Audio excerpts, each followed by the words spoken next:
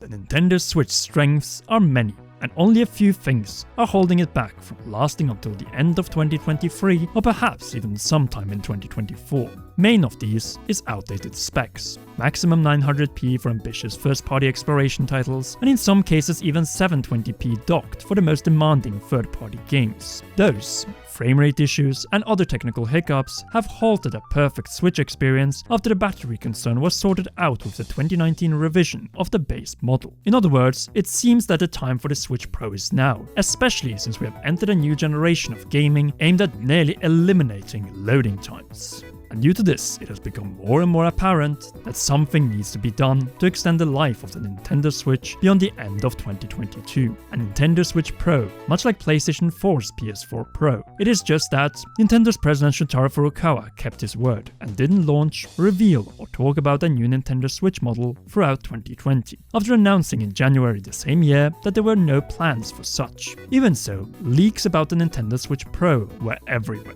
It all started with the Taipei-based Economic Daily News and a report that suppliers are in the process of delivering new components for a new model or version of the Nintendo Switch for the first half of 2021, and moreover that it could support upscaled 4K resolutions docked. The thread was then picked up by the renowned financial media outlet Bloomberg, who reported extensively on the matter, primarily for Nintendo's stock owners, supplying that it isn't a successor like the Switch was to the Wii U and 3DS, but rather an upgraded model of the Nintendo Switch, offering more computing power, potentially up to 4K upscaled resolutions when docked, and more importantly an improved display when playing undocked, most likely a 1080p mini LED display. Bloomberg also reported that, quote, the release of the upgraded Switch would be coupled with or followed by a slew of games from Nintendo itself and related outside studios. Indeed, Bloomberg has been very serious when it comes to the case of a new Nintendo Switch model, and in September of 2020 reported that several outside game developers, speaking anonymously as the issue is obviously private, said that Nintendo has asked them to make their games 4K ready, suggesting a resolution upgrade is on its way.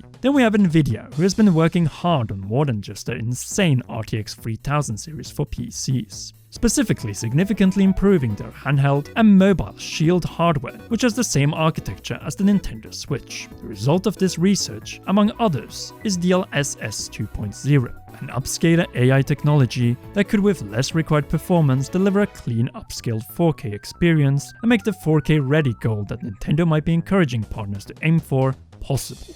With all of these rumors, potential leaks, reports from the financially reputable Bloomberg, and developments from Nvidia, it is clear that something is in the works from Nintendo for 2021 when it comes to new hardware. The Nintendo Switch Pro, or new Nintendo Switch. We've heard rumors about this throughout 2020, already pretty much in 2019, before we even got the Nintendo Switch Lite. Now it seems that after we got the next-gen systems, that being PlayStation 5 and Xbox Series X and Xbox Series S, it looks like it's time for Nintendo to step up to the stage and deliver some new hardware. And then I mean a proper graphical upgrade for the first time since 2017 when they launched the handheld console Nintendo Switch. Well, first and foremost, we need to define the core of the problem, because why would we even need a Nintendo Switch Pro in 2021? And I think I will give this one to Roger, because I have an opinion, but I want to hear his first. I'm kind of the mindset that, like, the really only thing I need from a Switch Pro is I would want higher resolution on the handheld screen and a dock that does 4K. You look at certain games, right? You look at things like Age of Calamity, more intensive games that are on the Nintendo Switch. I think it'll be nice to have more powerful hardware, but ultimately, I still feel like I played the majority of Xenoblade in handheld mode. I played the majority of Age of Calamity in handheld mode. I played the majority of most of my games that have come out in Switch this year in handheld mode. And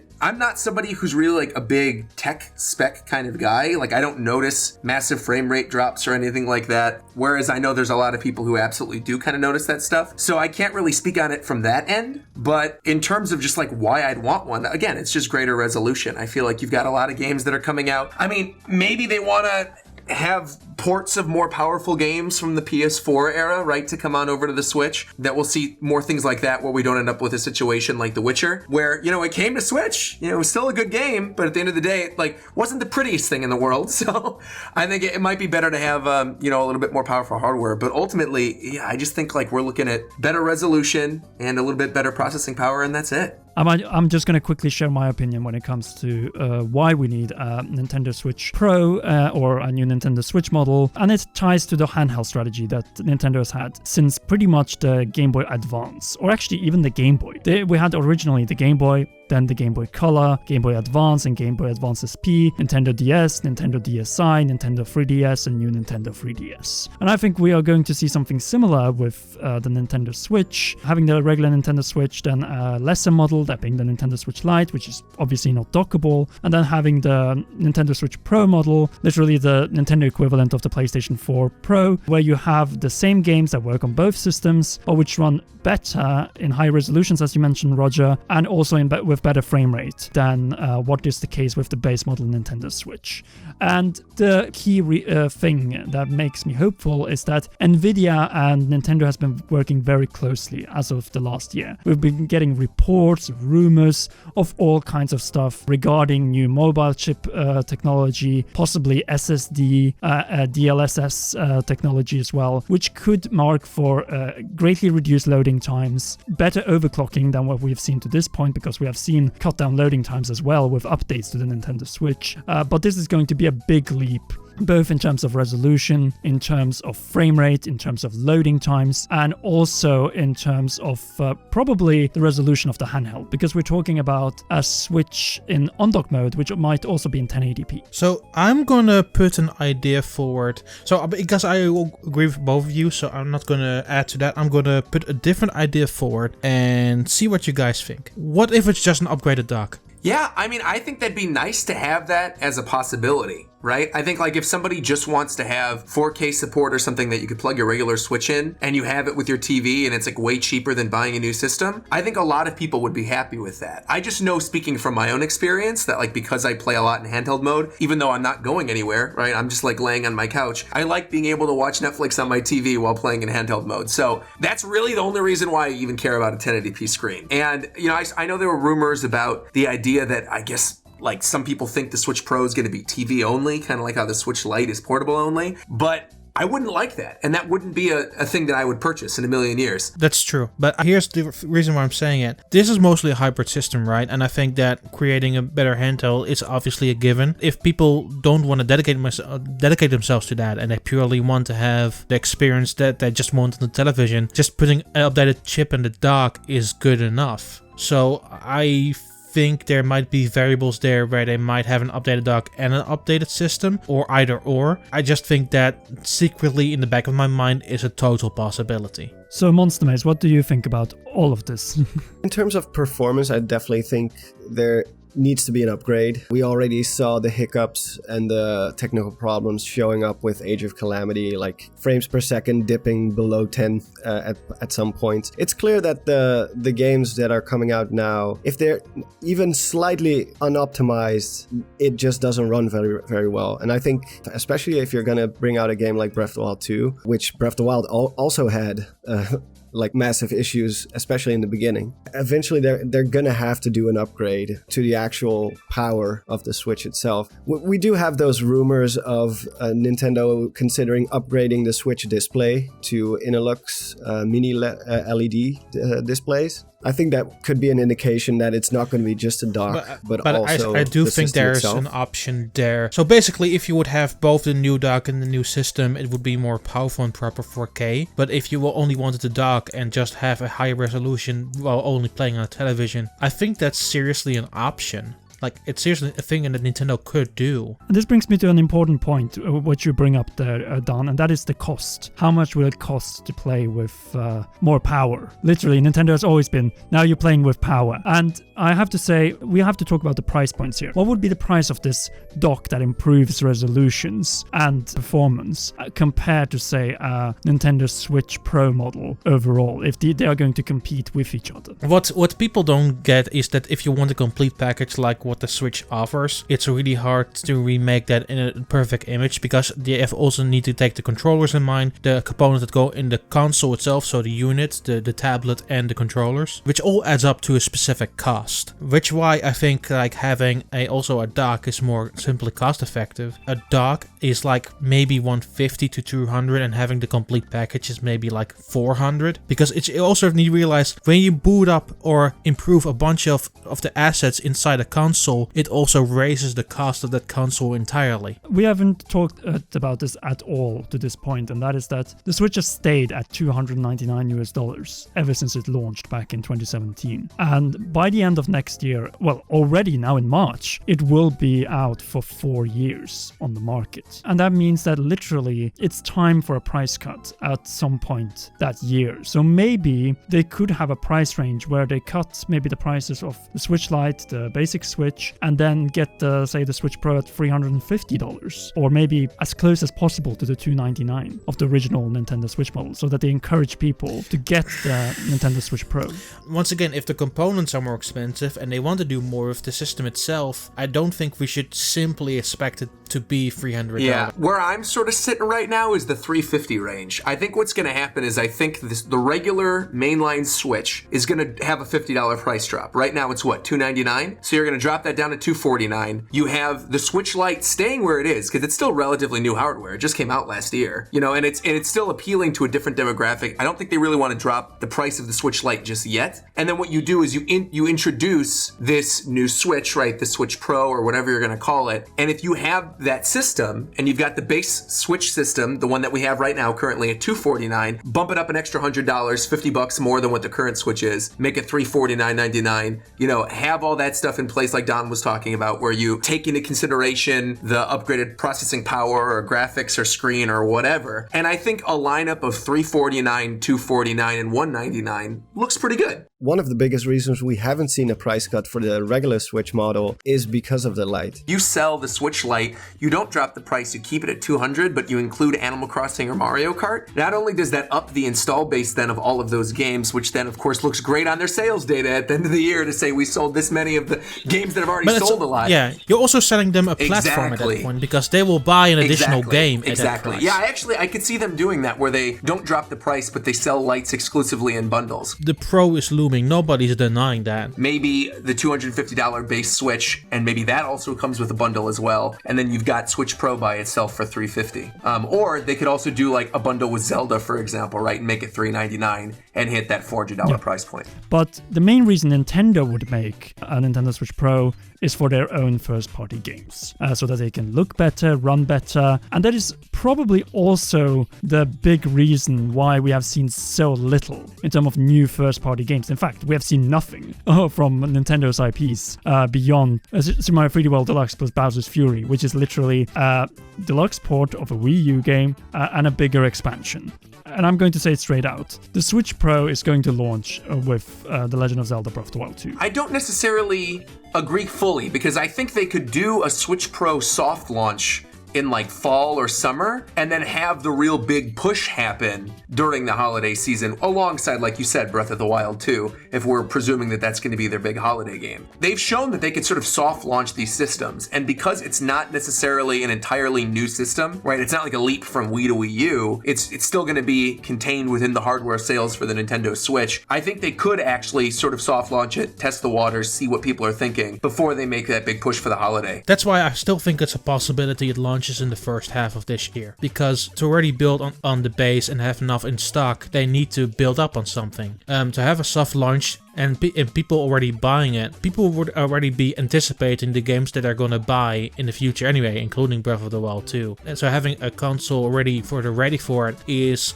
probably more cost effective in the longer end of the spectrum. One of the things I'm thinking about when we're talking about if it's not launching at the same time as Zelda Breath of the Wild 2, Breath of the Wild sequel, or whatever it's gonna end up being called, is that one of the things with the Switch Pro is also showing how much your current games will be playing on the Nintendo Switch Pro, because that way you will be able to experience Breath of the Wild in a whole new way before you play Breath of the Wild 2, or play Hyrule Warriors Age of Calamity without frame rate drops in 60 frames per second. Those are massive, big selling points, because what are the main games that have been struggling on the Switch?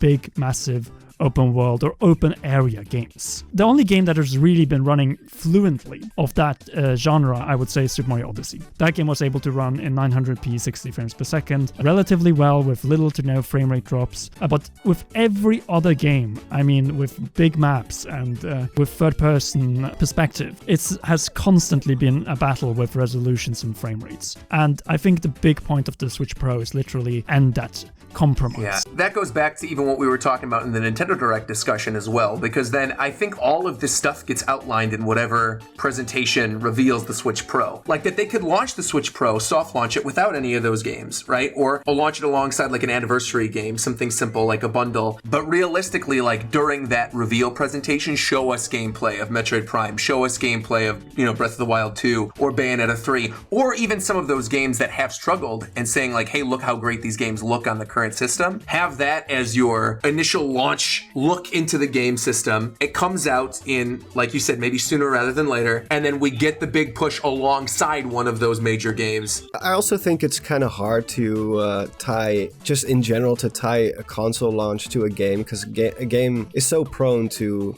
delays. And like, for instance, with Breath of the Wild, I'm convinced that Breath of the Wild was not planned to be on the Switch from the very get-go. Like, it was supposed to release in like 2015 or 16. That was the original plan. So what if Breath of the Wild 2, what if Anuma's like, all right, we're gonna have to have like 2 more years to get this right. Like they cannot just be like, okay, we'll just wait until the Switch Pro. Like, we'll just wait for your game to finish before we launch the Switch Pro. Yeah, I don't think those two have to be correlated in that way. Like, they have to be connected. We've had a Zelda cycle with the Switch, Breath of the Wild launching with the Switch, Link's Awakening launching on the same day as Switch Lite, and then we wouldn't have expected to Breath of the Wild 2 to accompany the Nintendo Switch Pro. But I think you're right. I think they're going to break up the cycle, mostly because they're thinking that we can't give away the holiday season to PlayStation 5 and Xbox Series X again. I frankly think that a system will come into its own months down the line, and having already the SKU out there, having the system out there months ahead, allows it to build a reputation for itself, and then a big game launches. Like, they could even make an entire marketing campaign made on this. Play all your existing Nintendo Switch games now far better. Go back to your backlog, go back to the games you played and experience them in a better way. It once again proves that you don't need a big game alongside of it, in my humble book, because there still needs to be months to build up the initial buy rate. What I'm also interested in, because that kind of poses the question, do you guys think that if we're going to get a Switch Pro soon, are there going to be games that are going to be exclusive to the Pro? It's going to be a PlayStation 4 PlayStation 4 Pro situation. All the same games sold for Nintendo Switch are running better and smoother on the top model. They realize, okay, this is a way of extending the life of the Switch. And that is the big selling point, I think. Marketing-wise, I think Nintendo is going to do exactly this. Here is a taste of the future with the promise of the future. And the promise of the future are the games that are coming with a next-gen experience. Well, kind of next-gen experience, but at least an upgraded experience on the Switch. That being Breath of the Wild 2, that being Metroid Prime 4, that being the next 3D Mario, and obviously Monolith Soft's new IP. All of the most ambitious titles that Nintendo is currently working on. Oh, you mean next 3D Mario? So you mean Bowser's Fury? Well, I mean after that one, at some point. Here's the thing, there's not going to be another 3D Mario game next year, because they basically are focusing on making Bowser's Fury good, because that is basically an open world with the Cat Mario mechanics. So I have a feeling,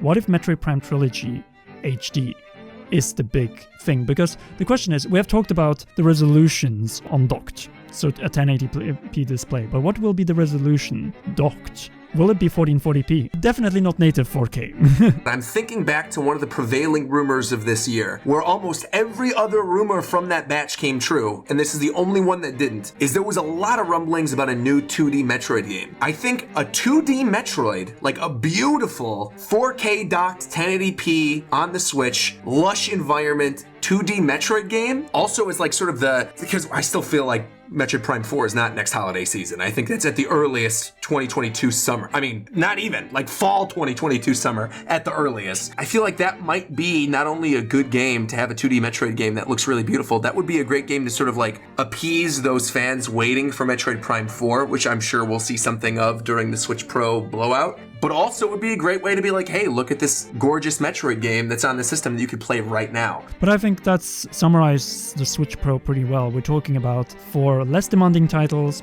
potentially upscaled 4K, most likely not native 4K, but at least possibly 1080p the display, hopefully with a stable frame rate at 1080p, and also a leap in loading times, because we see in some games that they're getting quite long, especially compared to the PlayStation 5 and Xbox Series X, where you have a very smooth, instantaneous experience. And in our next video, we'll be talking about exactly the promise of the future if it doesn't launch with the future, which is obviously Legend of Zelda Breath of the Wild 2. So be sure to leave a like, subscribe to all of our channels, Commonwealth Realm, Rogersbase, Nintendaan and Monster Maze. And we'll see you in the big finale, which is Breath of the Wild 2.